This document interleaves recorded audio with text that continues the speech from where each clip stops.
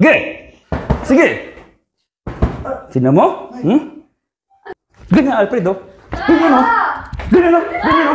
Ha? May mabarkada mo rin yan, eh. Parehas kayo ng galawan, mayayabang kayo sa motor. Wala naman kayo sariling panggas.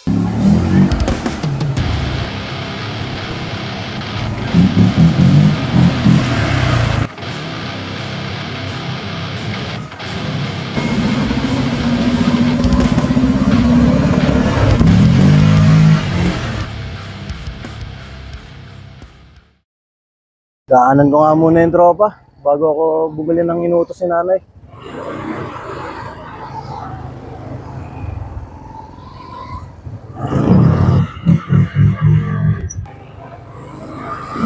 Asan ba yung mga tropa? Ba't wala? Boring eh. Sarado pala yung court. Tutang ko na nga lang muna yung mga tulong sa tambay. Angasan ko muna.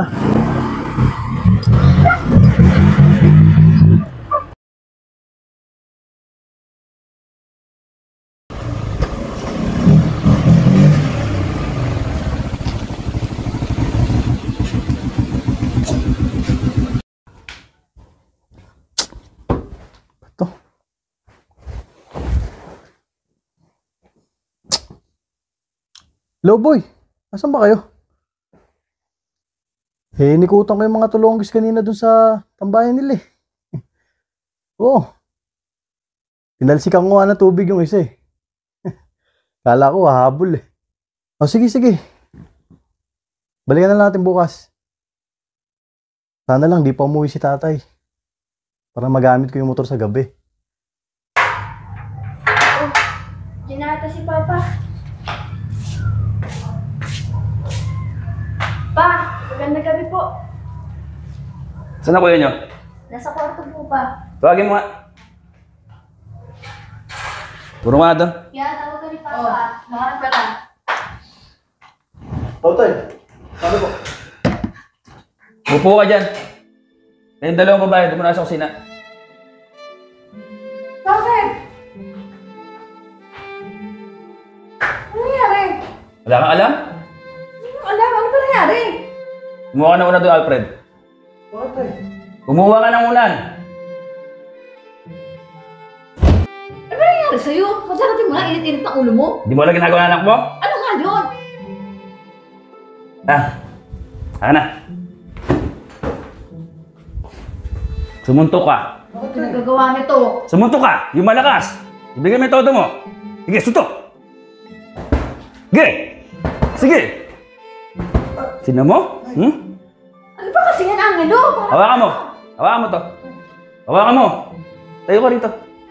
Gana mo, tigasan mo yung kamay mo. Taas mo! Ganyan, Alfredo. Ganyan o. Ganyan o. Ganyan o. Ha? Ganyan. Ganyan. Ha? Ano ba ginagawa mo sa anak mo? Ha? Alfred. Dito ka. Itong anak mo, Diyan ka. ha? Panay ang ikot doon sa court, sa kabilang kalye, malapit sa outpost. Ang yabang magmotor. Buti napadaan ako. Pinagpaplanuhan na siya, banatan ng grupo doon. Kasi ito, ha? Kada dadaan ka raw doon, kala mo ikaw hari ng subdivision. Di mo alam, asan ka? Asa ito sa bahay? Tsaka inutos ako ng mga tuwa. Ano pinagpaplanuhan sinasabi mo? Sino ba yung mga yun? Yung mga kabilang kabataan. Okay? Sila may grupo sila. May ibang grupo rin doon. Yung isang batang lumapit sa akin na yun yung batang lumapit sa akin. Nung tumirik yung truck ko doon. Yung truck na bumubuhay sa ating pamilya. Nung bumaha. Napakabait ng mga bata. Ngayon, itong anak mo, perwisyo na doon sa kabilang kalye. Oh, paano perwisyo? Hindi mo magets. Magmumotor ka. Nakatingala ka, bomba ka ng bomba. Hindi mo ba naisip na kahit tanghali, umaga, hapon, yung mga nagkatrabaho sa gabi na nagpapahinga sa bahay? Oh, bakit tayo dito pag may dumadaan? Hindi naman natin pinagpaplanuhan ng masama. Ano sasabi mo dyan, plano-plano? Oh, di ba? Pag may dumadaan dito, pag bumomba yung mga gago sa harap natin, ang sakit sa ulo, di ba, pa natutulog? Oo, Oh. pero hindi naman tayo nagrereklamo ah. So, ibig sabihin, okay lang sa'yo, na yung anak mo perwisyo doon. Ano pagkakaiba niya sa kinakinisan mo rito ngayon? Diba? Yan yung sinasabi ko. Aba, papalaban sila sa mga barkada nito. Ah, ganon. So yan ang katwiran mo. Porket may barkada, may padrino, mag-aangas. So mandadami pa yung anak mo. Baka may makumpara tayong polis, no? Oh. Ano nila dyan? Kailangan ganon?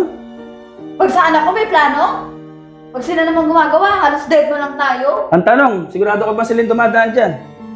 O baka nga mamaya, mga barkada mo rin yan eh. Parehas kayo ng galawan, mayayabang kayo sa motor. Mga wala naman kayo sariling panggas. Saka bakit kailangan paniwalaan mo agad? Hindi ko paniwalaan. Yung CCTV mismo, na binabarurutan mo, may sakit pa yung nanay. Pinakita sa akin yung cellphone, yung kopya ng CCTV. Yung mga grupo mo at ikaw ang unang-una lagi. Ikaw pa yung promotor. Alfred, kung anong bait ko sa pakikisama rito, siyang labas. Pero dito sa bahay, di ka maasahan. Kawawa sa iyo, dalawang kapatid mong babae. Haring-hari ka rito. Paano naman naging hari? Eh, gumagalaw naman dito pag wala ka. Yan ang katuwang ko rito eh. Katuwang mo. Sa tingin mo, yung dalawang anak mo, hindi magsasalita sa akin. Na pag wala ako, na sobrang spoiled mo niya sa panganay mo, sila lagi gumagalaw rito. Natural lang yun, kasi babae sila. Alam mo namang di sila kumilos dito. Tingnan mo kung gaano kalaki katawan niya, no? Mas mabigat patimbang sa akin niya ngayon eh. Eh pa, ganun din naman sila sa amin eh. O, tingnan mo. O, ganun din naman pala sila. Okay. Ganyan gusto nyo. Sa tingin mo, pag anak mo pinagtulungan dyan, bilang ama at asawa mo, okay lang ba na hindi ako tumulong? Okay lang ba na wala akong pakialam? Sa tingin mo, bubuhayin ka o bubuhayin mo yung mga anak mo sa pride mo na yan? Napaka-konsentidora mo. At ikaw naman, ang laki-laki mo. Diba? Ang gwapo mo sa sarili mo, ang angas mo. Tingnan mo yung suntok mo, bababalihan ka ng daliri. Yan ba yung tunay na tapang, Alfred? Pekeng tapang yan. Kasi umaasa ka sa mga barkada mo. Ipapahamak mo yung mga barkada mo. Sa sarili mong kamalian. Ipapahamak mo ako na tatay mo sa mga pinagagawa mo. At ikaw, gusto mo po ba ako mabuhay na matagal? Oo naman. Pues pagsabihan mo yung anak mo!